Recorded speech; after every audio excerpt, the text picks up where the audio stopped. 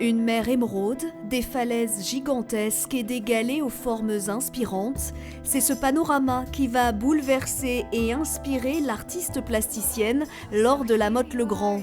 Cette valeuse, à Varengeville-sur-Mer, est le point de départ de cette exposition.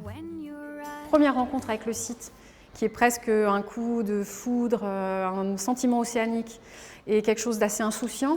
Et je me rends compte qu'il y a quelque chose qui parle au-delà de la beauté du lieu, qui parle d'un monde qui est mouvant et en même temps qui est fragile. L'artiste va partir alors sur les traces de ces rochers en perpétuel mouvement, direction le Nord et les Pays-Bas, puis le Portugal, un voyage où l'architecte de formation va croiser les arts et les pratiques, photographie, vidéo, céramique, une approche riche et originale qui a retenu l'attention du festival Normandie impressionniste. Les falaises ont été peintes, entre autres par Monet, mais par plein d'impressionnistes, pour la lumière, pour ces paysages très particuliers qu'on trouve qu'ici. Donc il y avait vraiment une connexion. D'aborder aussi ces paysages aujourd'hui, c'est toujours une manière de questionner un site, de questionner des pratiques, de questionner un rapport au paysage.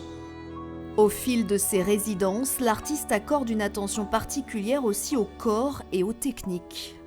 J'ai filmé les gestes de ce maître peintre avec lequel j'ai passé 2 semaines de résidence. Plutôt que de peindre le rocher de porcelaine directement, j'ai préféré projeter les gestes sur la pièce de porcelaine afin qu'elle reste mouvante, en fait, comme l'est tout ce voyage. Les visiteurs de passage sont invités à dessiner leurs galets. Laure de la Motte-Legrand leur donnera vie avant de partir vers d'autres horizons.